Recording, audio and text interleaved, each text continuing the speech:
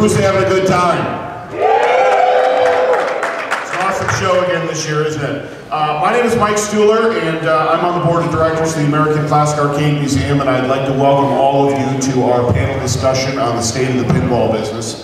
Before I introduce our panel, I'd like to take a moment and talk to you a little bit about the American Classic Arcade Museum. Has anybody been to our room down next door to the Well, what you're seeing here this weekend, and for the prior 2 years that we've been here as part of PAX-East, is just a very, very small sampling of what's going on at our facility. The American Classic Arcade Museum is the first 501c3 nonprofit organization dedicated to the preservation and history of classic coin-op gaming. As a nonprofit, we exist solely on tax-deductible donations and a charitable bingo game that we run on a weekly basis. We're in the midst of a fundraising drive right now to help us preserve these important pieces of Americana, and we do have a donation kiosk set up in our room, and if you enjoy what you see in that room, we do ask that you stop by that donation kiosk and please help us out in our ongoing preservation efforts. Our facility has over 300 games up in New Hampshire, and together with our host facility, the Funspot Family Entertainment Center, we have close to 500 games under the same roof. Together combined, we are the largest arcade in the world as rated by the Guinness Book of World Records, which is a distinction that we earned from the Guinness organization in 2008. We're located on Route 3 in Wears Beach, New Hampshire, which is about 90 minutes due north of here. Our next big event after PAX is our 14th annual International Video Game Tournament, which will be taking place the first week of June.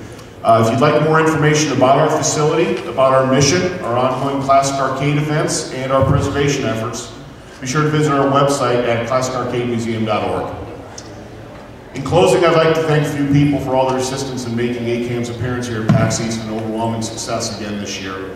ACAM has a small army of volunteers this weekend that are helping to make things run smoothly, and all of their efforts are greatly appreciated. First and foremost, ACAM President Gary Vincent, who is hiding in the corner over there.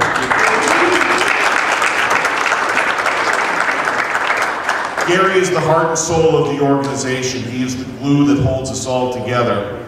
And he has put countless efforts into making sure that all of our games are in their best possible shape for you to enjoy this weekend. I could not pull off the business end of putting this show together for us every year if it weren't for Gary taking care of the games and the logistics. And as usual, Gary, and as always, thank you for everything that you do to help us with ACAM. ACAM board member Tina Gebhardt is functioning as our greeter this weekend and making sure that everybody feels welcome in the room. I want to thank her. We have two of our volunteers here in the room with us, actually 3 of our volunteers in the room with us right now. Adam Pfeiffer is taking care of all of our lighting and disco effects in our room and is also recording the panel, so Adam, thank you very much. Scott Collin is one of our key volunteers and is here with us again this year. Scott, thank you again for everything that you do. Dane Tullock, as always, your efforts are greatly appreciated. We thank you very much for being here. And finally, I want to thank the owner of Funspot, Bob Lawton, and the entire Lawton family for their ongoing support for everything that we do to preserve these games.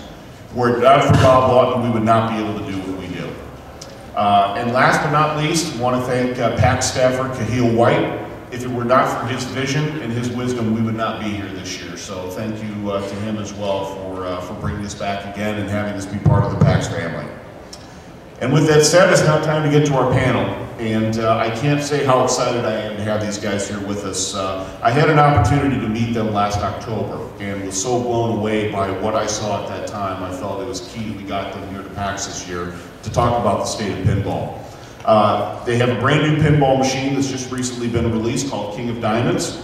I'm sure they're going to be talking about that and sharing their information about their development and talk about the state of the pinball industry. With that said, I'd like to introduce Gene Goodman and Jafet Camacho. And gentlemen, the floor is yours. How you guys doing?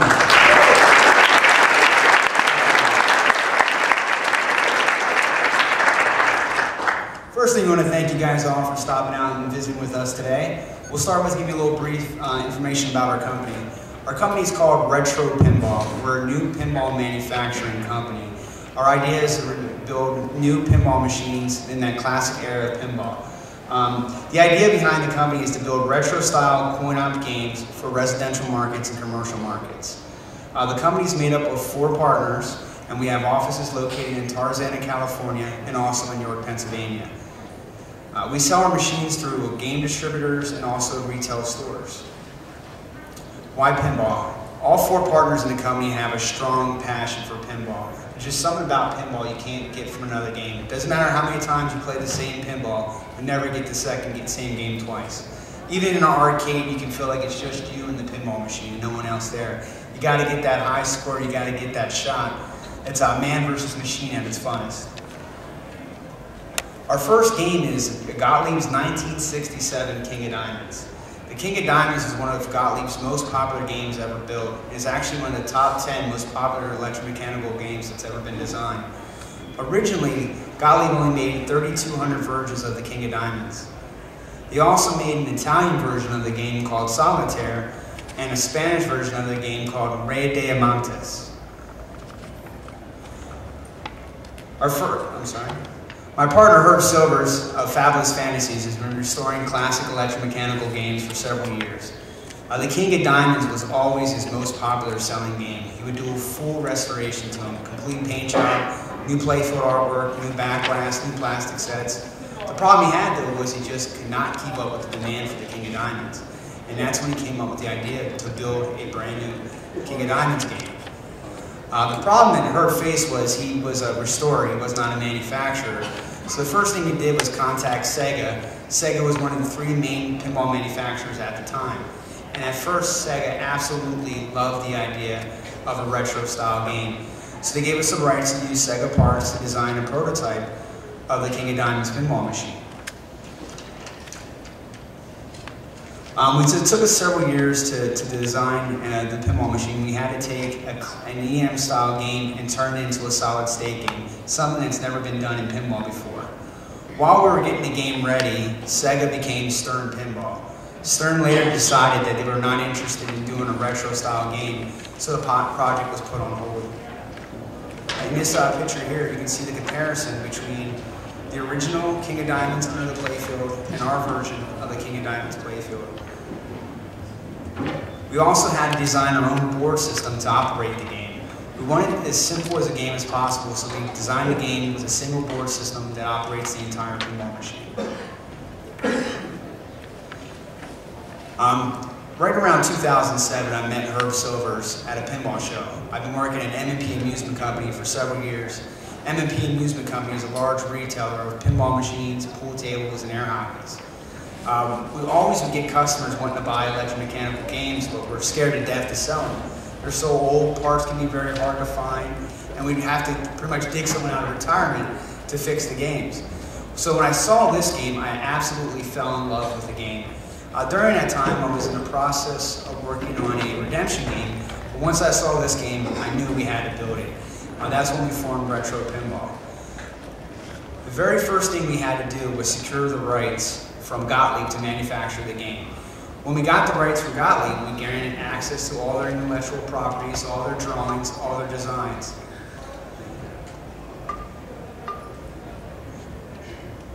Bear with me guys, I'm sorry. The picture you guys can tell from here is a picture of the cabinet before it gets painted. We chose to go with a high quality plywood cabinet. A lot of companies would go with something called particle board, but we wanted to design a cabinet that was going to last several years. The bottom half of the cabinet is what you would see in a Gottlieb System 3, like a Shack Attack or a Rescue 911, but the top we really wanted to keep that wedge head style.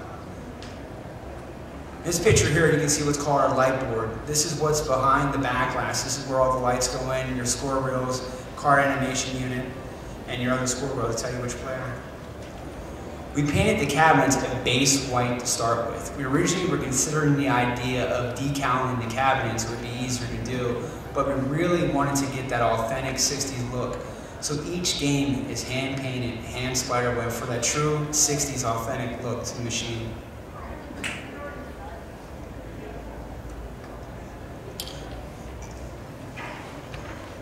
In these next pictures, you guys are going to see some different levels of production. Each King of Diamonds is hand built and hand assembled with great care taken to the detail of the machine. As you can tell from this picture, right here is a picture of a playfield. We stayed true to the actual design of the playfield. We didn't make any major changes to the artwork. We really wanted to stay true to this classic pinball machine. It takes several hours to build one of these pinball machines. Even though we had access to a lot of parts already being made by Gottlieb and Pinball Resource, we still had to design and tool up our own parts. It took us about a year to gear up the entire factory.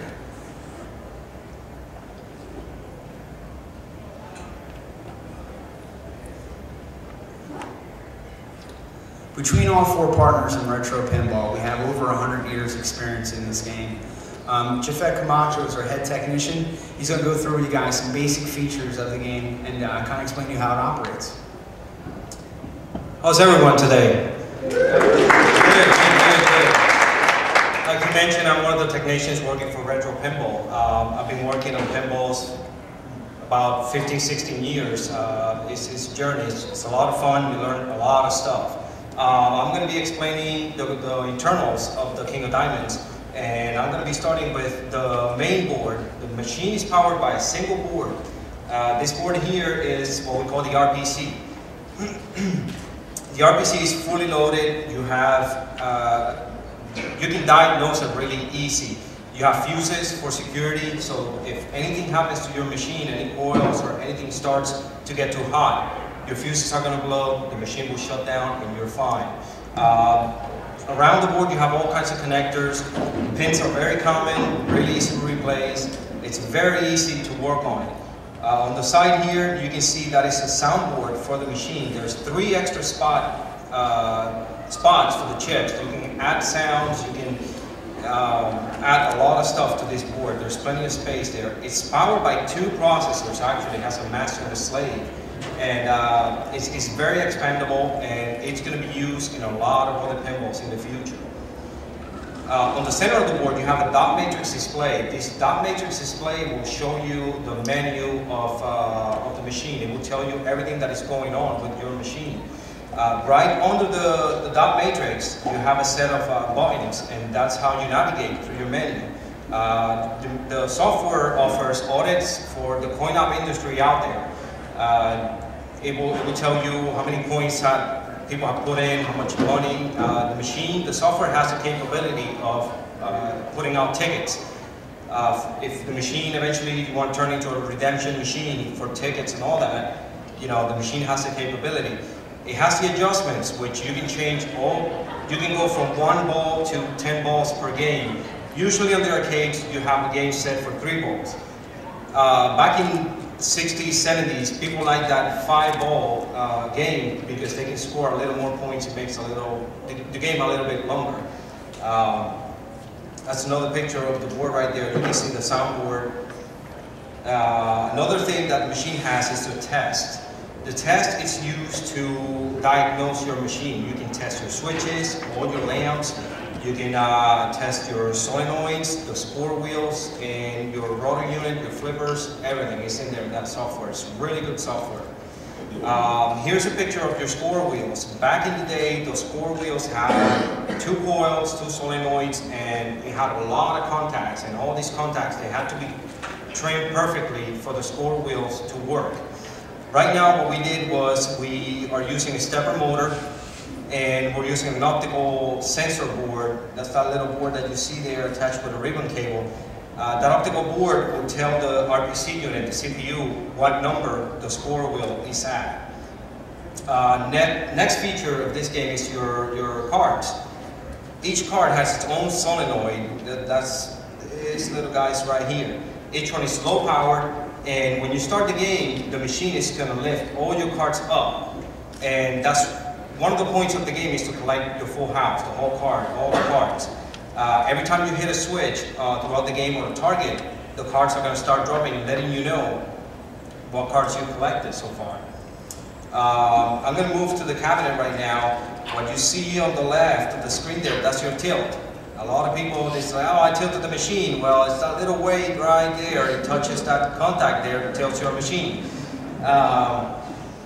Here are your meters. This is more for the coin-op industry. The first meter here is the points. Every time somebody puts a token or a quarter, that meter is going to start counting up. The second meter is for your tickets, how many tickets it pays out. And the bottom one is for your plays. And in this picture, I don't know if you can see over there, but they all say 9999999. That doesn't mean the machine was played that many times.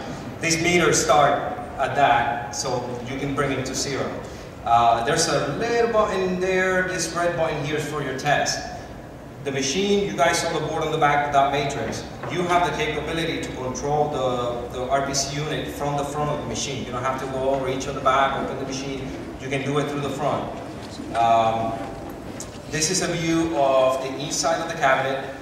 I have another picture down the road. You're going to see how the game looked back in 1967. Here you have the chimes unit. That's what gives you the classic ding, ding, ding, ding, ding sound on the machine. And we wanted to keep it that way. It's classic. People love it. I love it myself. Next here you have a transformer. That is what powers your entire pinball. Nowadays, a lot of companies are using switching power supplies. That's what you have in your computer, on televisions. They're not very reliable. We wanted to build something that is reliable.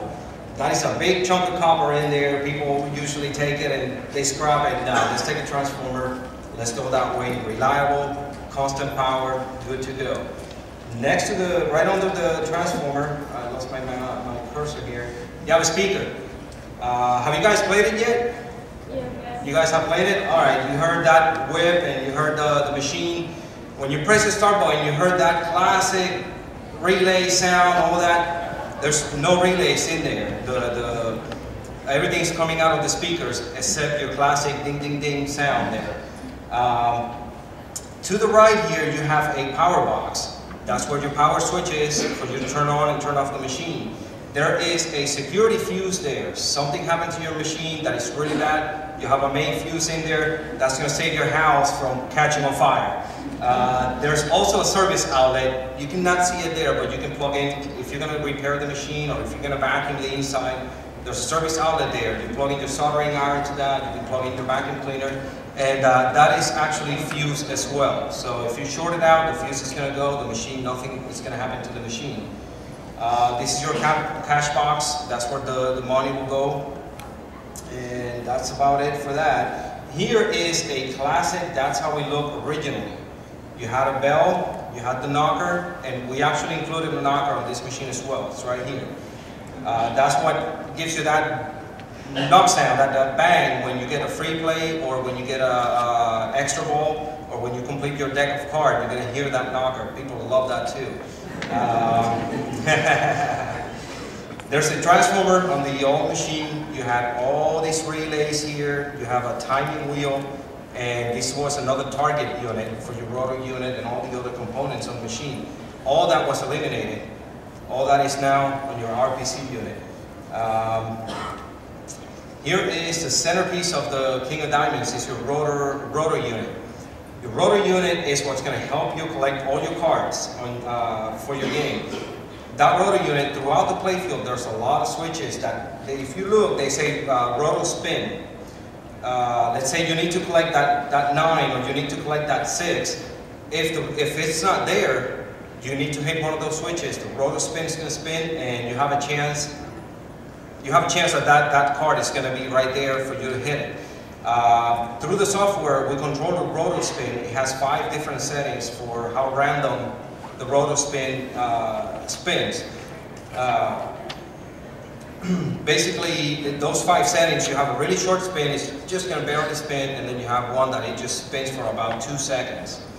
The rotor spin is actually controlled by a single solenoid instead of all the mechanics that they had back in 1967. You have a solenoid, it's like a big magnet, pulls a plunger, makes the rotor spin, and those little red lights that you see there is an optical sensor. That tells the computer, the RPC unit, what targets are in front of the card unit there.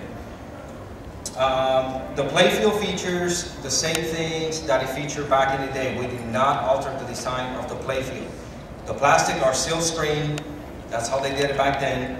The playfield is silk screen or mylar. That's going to last. It makes it really hard to wear. You're not going to get that chipping and all that you see on pinballs from back in the 80s and back in the 70s. Again, we kept the same art. All you see there, nice, really nice colors. I think the gamut of the colors is about 16 colors. That's what they had back then. We use the same pump bumpers, same mechanism. They're all original Gottlieb parts. We didn't make anything, we didn't get it from somebody else. So everything is licensed, original Gottlieb. There's another picture of your playfield. We went with the small flippers. That's what the machine had back in 1967. A lot of people haven't played this kind of machines, and they say, oh, but the flippers are really small, the gap is huge. Well, back then it was a skill. Nowadays, pinballs are more like, oh, let me see all the stuff going on, all your lights, the ball going everywhere. No, it was actually a skill. You had to try to keep that ball on your playfield instead of letting it drain. On the bottom here, bottom left corner, you can see a little light down there. That is what we call a 47 bulb. Back in 1967, all the way to the 80s, they had these bulbs called 44s. They were too bright, too hot, and they will melt your plastics. We changed them to 47s, they run cooler, and the brightness is about the 47s, it's just a little bit dimmer. But they work fantastically. We also have a couple of LEDs throughout the playfield on your 3 pop bumpers. They have LEDs inside. We put LEDs on the pop bumpers because all that kicking constantly at the machine, it will make your light blow basically, and then you have to take the glass off, take the whole thing apart to change one bulb. LEDs, they last forever. On the head of the machine, on the back, we also put LEDs. Here's a diorama. This is added to this new pinball. Back in 1967, that was not on the machine, is that correct? That's correct. Okay, the diorama will show how many players are going to be playing there and what player is up. The original machine, it was a single player machine, is that correct? Correct. Okay, now with this one, up to 4 people can play. And player 1 drains the ball, player 2 will comes up, drains the ball. When it goes back to player 1, your score wheels are going to go back to the score. Same thing with your cards. You don't have to start racking up the cards again. The cards are going to come back to when you lost the ball. The diorama also will show you if you have another ball to play and when you are game over. Here is part of the back glass. The back glass, it is silk screen like it was originally done, and also it's built on Lexan. A lot of people, you will see, you will go to eBay, you will go to all these places, you find the original game, and they're going to be missing the back glass. The reason for that is it was glass. A lot of people dropped it, they broke, they have this flaking, the paint did not stick to the glass, and they start flaking off, and look pretty bad. So we still use the silk screen, laminated the back glass is Lexan, you can drop it, nothing's going to happen to it. We did the same features. You can see on the bottom of the image here, that is the back part of the back glass. It is white there, those white spots is for the light to go through, and the gray part is to kind of diffuse the lighting. That's why when you don't have any lights behind the back glass, you cannot see anything, and then all of a sudden you see, oh, last ball in play, or you see tilt. That's how they do it. Here's a full picture of your back glass. On the very top, you have your score wheels. It only goes to 9999 like it was originally. To the right here, this is for your credits. The game originally is on free play for home use, but if you have it on coin up, you're gonna see that number going up. And even on free play, you will still see the number going up, but as you play the machine, it will come back down to 0. On the bottom of the screen here, you have your deck unit, your cards, and those are the ones you collect. Here's the picture of the playfield, the underside of the playfield. Very simple, very clean. There's about 3 miles of wires in this thing. Like every pinball out there, they use a lot of wire. There's a couple of circuit boards here. You see these green pieces here. They are for your lamps and for your switches. If you need to replace a ball or the switch is not working, you want to check it out, it's really simple. You can just, that card has 2 little pins, you pull them out, you have the card on your hand. You can see here is a zoom of the card. You can see that it has connectors. You don't have to desolder or anything. You just unplug it, take it out of there. And on the right side, that is the actual flipper mechanism. This flipper mechanism is not like the original. This is more like a Gottlieb late model pinball. It's stronger, more reliable, and the end of stroke switch, that's what powers your solenoid there. We went with a low power end of stroke. the understroke is basically what gives the power to your flippers. You go play a pinball, you see that the left flipper is really strong and the right flipper is really weak. It's probably your understroke. It's not set correctly, or it's just the power is not going through it. What we did, we put a low power understroke there, so the switch is going to open and close as it flips, and it's going to send the signal to the RPC, and the RPC is going to send full power to the coil, and that's why you're always going to have the constant power. This is it for me. That's the features, that's the conclusion, and thank you for listening to me here, and I'm passing it back to Gene. Thank you, Jafet.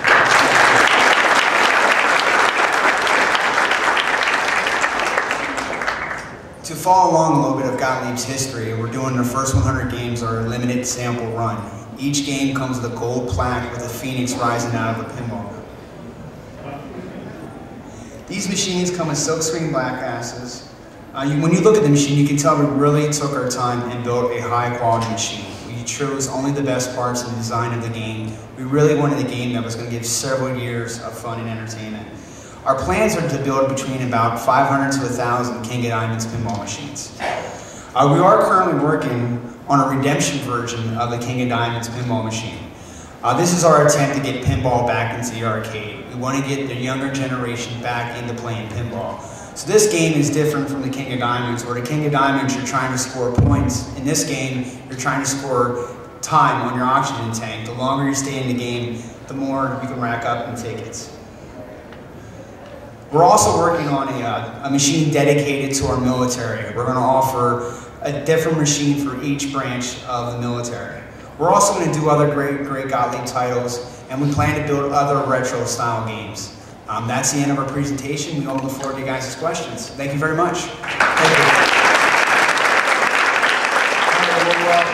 We're going to open it up to the floor for question and answer in just a minute, but I was wondering if I could get you guys to elaborate a little bit on a couple different things you touched upon. Sure. When I met you guys back last October, you guys really took your time and walked me through the entire machine and showed me the build process, and the quality of what you're doing just totally jumps out at you. I mean, anybody can take a look at what you built and see that it's a quality product that's going to last. You guys have had to make some choices in your design and your manufacturing that deviate a little bit from the original. Things like adding the additional player options that weren't there in the present. The one thing that really jumped out at me is, as someone who's responsible for looking at games in a facility where they're going to operate constantly, your choice of using Mylar overlay for the playfield as opposed to paint. Now, your arcade purist, your pinball competitor, people who are really into the competition aspect of that may scream blasphemy. But we look at that from our end because we think that's a brilliant choice, because it allows us to be able to put that game up for people to play. We know it's going to last. We know that playfield is always going to look beautiful. And if it comes time to restore that playfield, I think you said that Mylar can be changed out in less than 2 hours if you know what you're doing, as opposed to spending several $1,000s to send it out and having it be repainted. I guess my question is, in making those choices for updating the game, can you talk a little bit about the struggle from being able to not have those people scream blasphemy, but still bring something out to the public that's more modern and better than what the original ever is? Because I'm sure there were a lot of complicated choices that had to be made. We did really want to stay true to the King of Diamonds pinball machine. We love the King of Diamonds game. It is just a fun game. But we wanted to build something that was going to last several years. As I mentioned, one of the things we thought about doing is what current manufacturers do, is just decal the cabinet. It takes a lot of hours to sit there and stencil out an entire machine, hand paint it, hand spider web it. Could you talk a little bit about the licensing aspect of this? A lot of the companies that were responsible for making these games back in the day don't exist anymore. Is there any type of story for what you guys had to go through in order to contact the rights holders of the Gottlieb rights, and maybe expand a little bit about what some of that process was? Well, Pinball Resource is the main source of Gottlieb parts. If anybody owns a Gottlieb pinball machine, Steve Young is the guy you can call. Steve Young got us in contact with Bob Fezian, who's the sole owner to Gottlieb rights. Once we approached him with the idea, he absolutely loved it. The big struggle we had, though, was we had to pay a certain royalty up front to get the machines going, and that's what we did. Our relationship with Bob Fezzing and Gottlieb has been absolutely amazing. They've just granted us access to everything we could possibly need to be a successful pinball company. Awesome. What do you think the future is of pinball? You know, pinball is something that pretty much died out for a long time. There was really only one manufacturer involved in making machines. Now we're starting to see, aside from you, there's another organization that's recently come forward and started making an additional machine. I mean, do you think that this is something that is going to rebound and start to become popular again? And if so, why do you think that is? Oh, absolutely. The true market for pinball machine really today is not the commercial location. Almost 100% of the machines will wind up in somebody's home. So you're seeing these companies design games now, like Stern has an LE version, a limited edition version of the game. Have you heard of Wizard of Oz? Wizard of Oz is another pinball machine coming out for $7,500. These games are designed for the home market. We knew this. Our King of Diamonds is a retro style game. We know a majority of our games are going to go to the home. We think the problem with pinball in arcade is it's too overly complicated. And if you have something as simple as a switch come apart, you have to have a guy spend several hours tearing apart a playfield just to repair the game and get it back up. So operators can't afford to operate pinball machines. Keeping the playfield simple to understand. The moment you walk up to a King of Diamonds, you know exactly what to do. Any repairs are simple to do. So we're making pinball simple again. That way the operator can keep it out there, people can keep coming and playing it, and you never see an out of order on the game. Redemption is the biggest thing in arcades. Most adults hate ticket games, but that is what kids love. M&P Amusement Company, we sell full-size arcades, and when we do an arcade, we'll do anywhere from between 70 to 80% of pure redemption games. The rest is video and shooting games. That is where the industry is for arcade. That is why we came up with the idea of a redemption version of the King of Diamonds. Now, it has failed before. Other companies have tried to build redemption pinball machines and it failed. But they did this in the early 90s when video was the most popular. Now it's the opposite. Redemption is the most popular. So when we build the Deep Blue Ocean, we're actually going to design it with shorter legs so kids can come up and play it. You see the artwork is very, very colorful and bright, which is not retro at all, but we really want to grab that young crowd and get them playing pinball. If we can get a younger generation playing and appreciating pinball again, we can keep pinball alive. And you know, just on a personal note, I think you have achieved that, because when I came out to York and met you guys last October at the York Gamer Expo, there were a lot of kids playing the machine. That was something that really jumped out at me, because normally you go to an event like that and, you know, they're looking for whatever the flash and sizzle is there. Right. You know, whether it be, you know, the recent fighting games and things of that nature. But to see the amount of kids and teenagers that were coming up and playing the machine really blew me away. And I think that's a testament to what you guys have accomplished. Oh, one of my favorite pictures, if you guys find our Facebook, is we have probably like a little 4-year-old on a stool playing the King of Diamonds. It was just great to see his eyes light up. He hits the little targets, the roto spins, and he got so excited to play this game. I have a son, he's 13 years old, and I've been working at pinballs for 12 years. He never had an interest in pinball. I showed him Addams Family, Circus Voltaire, Attack from Mars, absolutely no interest. Got him in front of a King of Diamonds, made him play it, and then I had to pull him away from the machine. Once I got him on it, he would not leave the game alone. No, it's definitely, we want kids to play pinball. We got to get kids playing pinball, and I think we're going the right route with it. All right, well, the last question I'll ask is a little bit about your future specifically.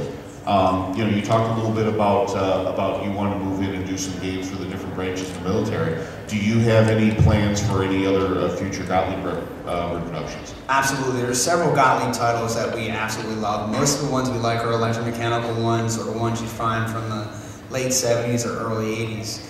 One of our favorite Gottlieb games is a game called El Dorado. I don't know if you guys are familiar with El Dorado. Great, great game.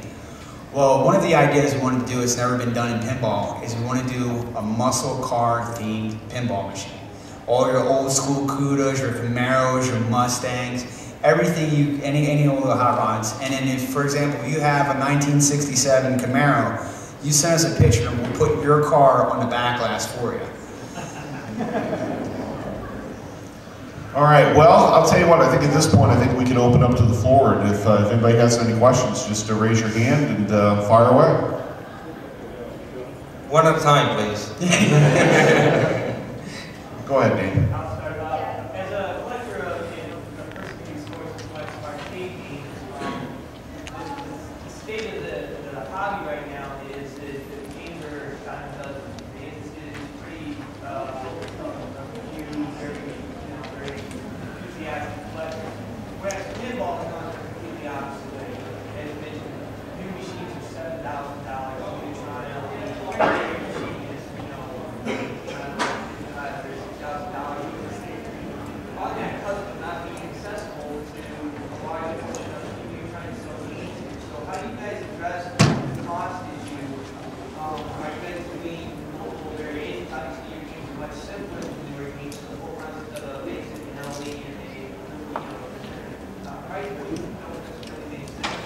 how are you, what is your price point, and how are you addressing the economic realities of where we are?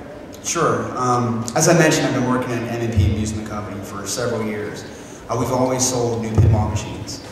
When it got past that 4,000 mark is when we saw the demand go down. It's just no longer affordable, and it just kept going up. So we knew we had to build a machine that was under the $4,000 mark.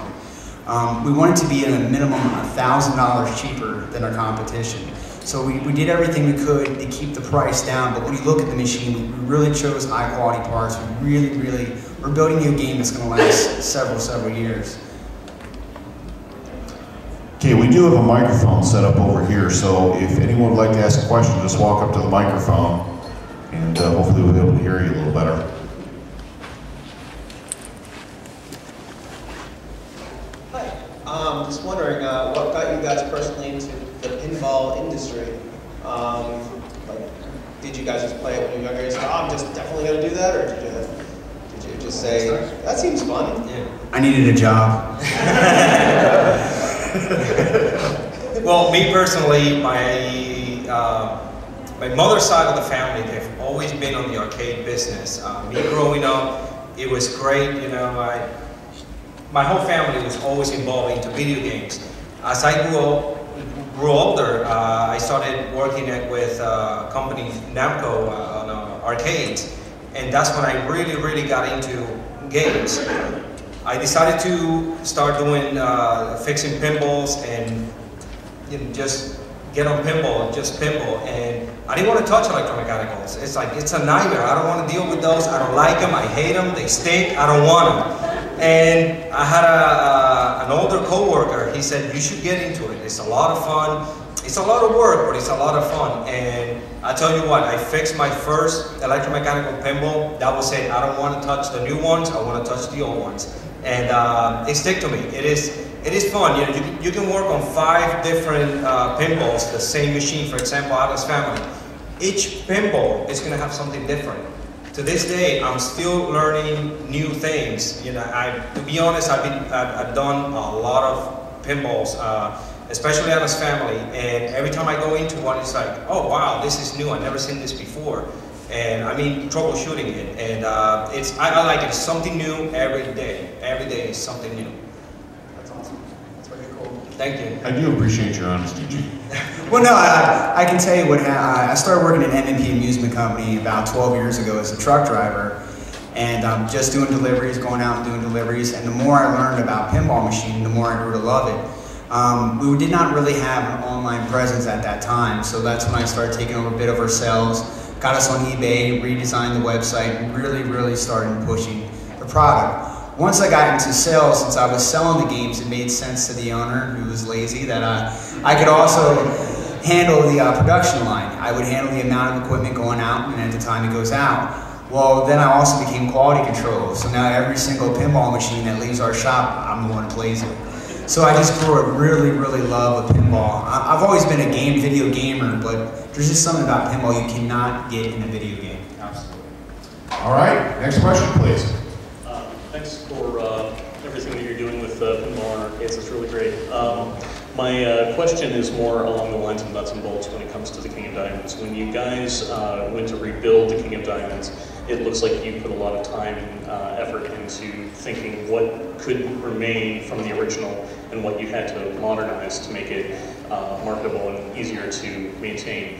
When you were looking at the flipper system, did you ever consider something like a Flip-O-Matic 2 system that was in like a Creature from the Black Lagoon, or like a fully control board based flipper system, or did you decide to go with the mechanics to stay retro? Well, the flipper system on the King of Diamonds, it goes to a later model, Gottlieb. Gottlieb always used this kind of system. It's a smaller smaller coil for your flippers, and this game in particular, you don't need a lot of strength. You don't need a lot of power. The RPC unit, it's waiting for you to hit that button, and the understroke switch will open, and that's when that's when you get the power and the holding on your flipper. I had a lot of issues with the flippers that you were talking about, the mechanism, the bolts, they break. The understrokes, they basically crack, they break in two, or you lose your contact. This system here, if you look at the coil stock, it has three screws holding the coil stock instead of two. And you know, the other thing with Gottlieb was that Gottlieb always, the metals, everything they used, it was really thick, it was really strong. It was really hard to find a broken target or a broken piece of metal on the Gottlieb machines. You see it over and over in Williams Valley and all these other new pinballs. You see it broken all the time. So that's why, I don't know exactly, that's the design. They were working on that. I fix them, I work on them, and I think it was a great choice that they chose that system. Well, as I mentioned, we originally went with Sega. We worked with Sega, and Sega gave us access to the parts.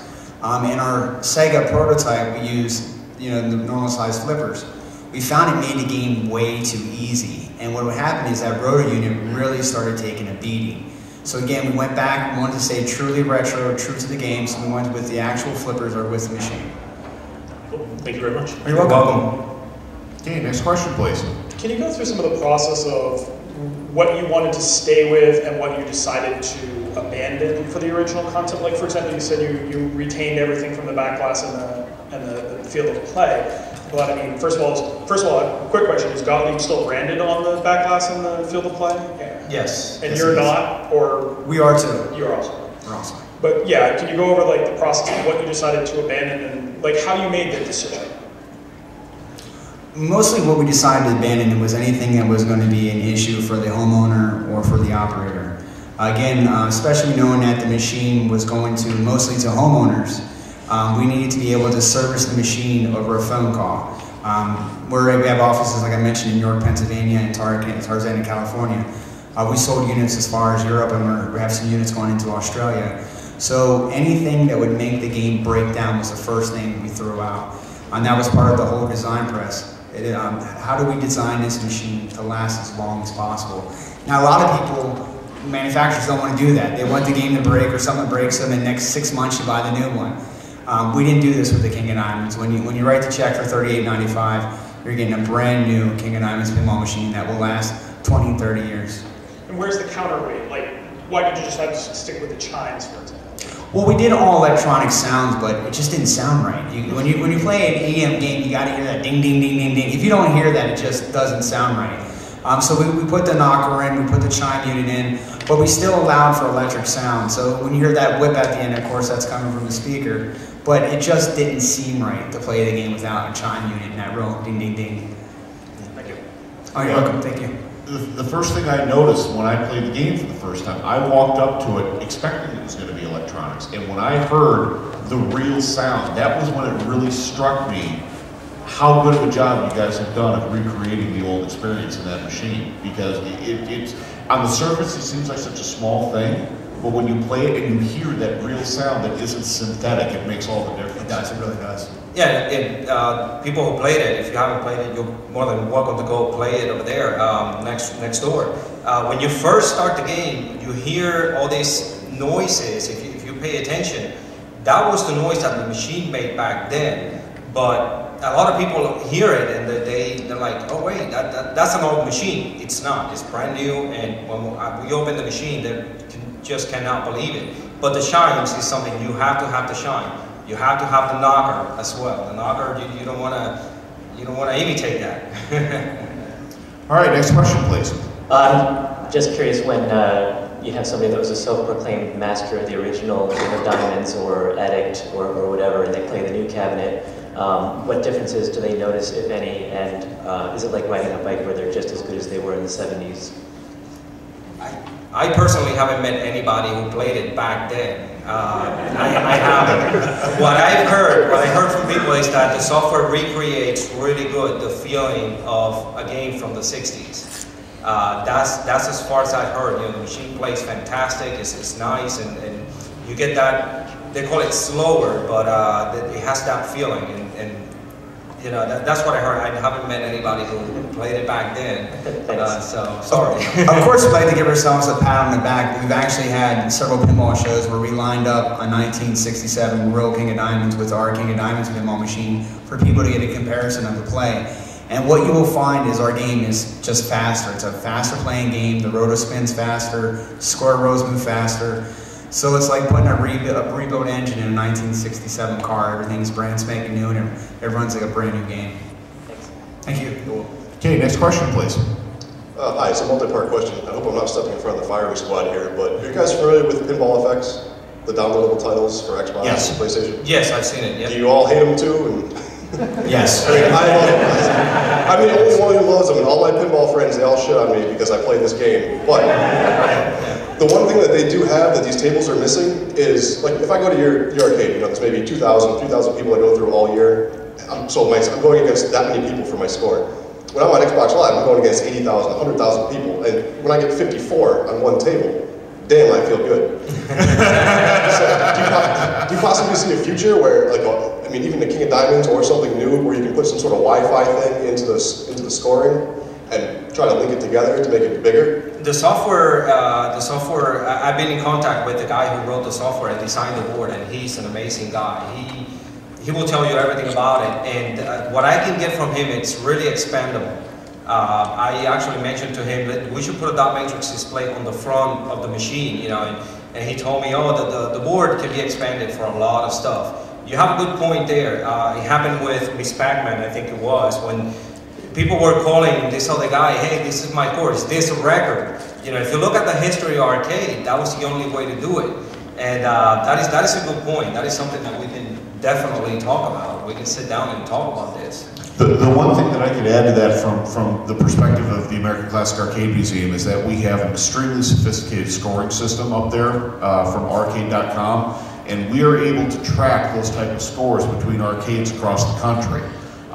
So as soon as your machine starts getting more and more popular within the arcades, and we start seeing more and more of those in there, we will be able to punch in scores from our locations or from other locations across the country and be able to track those online from arcade.com or from within our scoring kiosk at ACAM. So then that way you can see not just how you're doing against your friends locally, but how you're doing against them nationally. You know, unfortunately, I think there are definitely going to be some restrictions with doing some type of Wi-Fi built into the machine or what have you to give you the same type of thing that you would get through Xbox Live in terms of scoring and such. You know, it's always going to be dependent on having that internet connection available and making sure that there aren't any issues with the machine. So, you know, it's definitely something that can be tracked through a traditional scoreboard, you know, as things go forward and the machine gets out more in the public. As I mentioned, the first 100 games that we built is our limited sample run. As we go into our mass production, the game will be pretty much the same, but we have been talking about adding a feature where the game, at the end of the day, could be hooked to the internet and the scores could be sent to our website. Anybody can go to Retro Pinball and find out who's the best King of Diamond player in the United States at the time. You mentioned about pinball video. Yes, I absolutely hate it. Absolutely hate it. I can play a driving game and in a game I can drive a Ferrari or I can drive a Ferrari. There's just something in video pinball that you cannot duplicate from a real true pinball machine. Oh, I definitely understand that. They look pretty though. Yeah, they do. Thank you very much. Thank you. Looks like we've got 2 more questions, and then I believe we're going to have to wrap things up. So fire away. Sure. Hi guys. Me and my friend both played the table. It's really incredible. And Thank you. One of the things I'm excited about is that you guys said you're going to do more. I was wondering if you had any interest in doing some of the more complicated Gottlieb games. Thinking stuff like Black Hole. We're going to do a level. Is there any interest, or is this go slow, let's get this one to hit first and then start thinking about doing something more difficult? No, we would like to actually at some point do full design pinball machines with a full populated playfield. But we really want to stay true to retro. We really like the retro style games, but we'll build all different types of machines. We'll also build machines that are not pinball. The idea is to just bring back the era of the 50s and 60s that you can't find anymore and build them in with the reliability of a new product. Thank you. Okay, last question. Hi. Sorry. A couple minutes ago you mentioned national scores and the national market. Is there not much of an international market for pinball? Is America just the last bastion, or are you just not thinking internationally yet? No, actually, there's almost more demand overseas for pinball than there is in the United States. Australia is huge on pinball. Europe is huge in pinball. MSNBC Amusement Company, what we did, was about 10 years ago. We started re-importing pinball machines back from Europe for resale. We've gotten lots of calls about the King of Diamonds in Europe. The problem we had was in the current 100 limited sample run, we're using what's called new old stock. Parts are about 4 or 5 years old, but they're brand new and never used. These do not meet RoHS compliancy, which is a requirement to ship into Europe. What they're really concerned about is when the game's done and over with, how's it going to be disposed of? So we are going to go into the European market. We just have to do more tooling to prepare for it. More of the machine has to be manufactured by us, and that's what we'd have to do. But I get calls all the time. If you guys get a chance, you'll find an article on a website called Pinball News. The customer over there that did the article is in the UK and absolutely loves the machine. Cool, thank you. Oh, you're welcome. All right, we've got one more. I was, just talking about the digital pinballs and things like that, and how you lose the feel. And one of the things I love about pinball is, the vibration of the ball coming down the table, the feel of the flippers, all of the real life movement. When you went to the Mylar deck, did you find that that you lose any of that, or do you find there's more ball slip, or do you find that there's any limitations to the Mylar versus a painted surface? No, actually, the Mylar, we got a couple of machines doing the building process. The Mylar got damaged.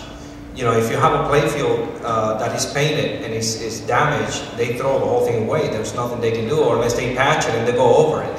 It was very simple for us to just take the parts off, take the old Mylar off, put the new one in, and that was it. I don't know if that answers your question. I'm sorry, but so the feel is very similar to a painted surface when you're playing. Yes, it's really absolutely the painted playfields. What they did, they covered them with a clear coat. They put back in the early years, they put a really thin coating to kind of even out the playfield. Later model pinballs, they put a clear coat and it's really thick. That's why you see them, they're really nice and shiny. We put the Mylar, and I don't know how it compares to the original, but I think it was a great choice. We find that it gives you a more cleaner playing surface and a smoother playing surface. With silkscreen playfields, you get those little dips and then they can slow the ball down. This is a very fast ball. It really moves quick. Yeah, that's the other thing with painted playfields. They start cracking, and you're going to start seeing the dirt inside, and you're going to be there with Novus or whatever cleaner, and it's never going to come out. You're going to start taking the paint off before you get to the actual dirt. So with the Mylar, it's pretty good. It's really good. It will last a long time, and it's still silk screen like it was on the original one. Thanks, guys. I think too, some of that action you're going to see with the ball on the playfield is going to be affected on a wood playfield. Some of that's going to be affected by how often you clean and wax your playfield. So if you don't have a playfield that's kept up, you're going to notice the difference. But with the Mylar, you don't really have that as an issue. I mean, you just wipe it and you're done, right? I mean, there's really nothing else you need to do in terms of waxing or anything like that. No, very, very easy to keep clean and very easy to keep service. Like we said, we wanted to give a product that was in the home buyer in mind, not the commercial side. That's the big difference we did, the direction we did. Majority of manufacturers for pinball, they design pinball for the commercial market. We designed pinball for the home market with the commercial market in mind. We wanted just something very simple for you to own, very hassle-free. Each game comes with a full 1-year warranty and free phone support for the life of the machine. All right, well, we're going to wrap it up. We've reached the end of our time. I appreciate everybody coming and sitting in today. Gene and Jafet, I appreciate you guys being here this weekend with us. Unfortunately, these guys have to bolt out of town this evening, so they will not be here after today, but the machine will be in our room for the rest of the weekend, along with all the documentation and information on the company and the machine. So if you'd like to check it out, please swing by room 102. We'll have it all set up, and anybody have any questions on the machine or anything, we'll try to help out as best as we can. Yeah, we're going to go back over there, and we're going to stay a little longer. If you guys have any other questions, want to see the machine open up, we'll be more than happy to do it. And, so let's head over there. Go play pinball. Yeah, thank you very much. Thank you, everybody.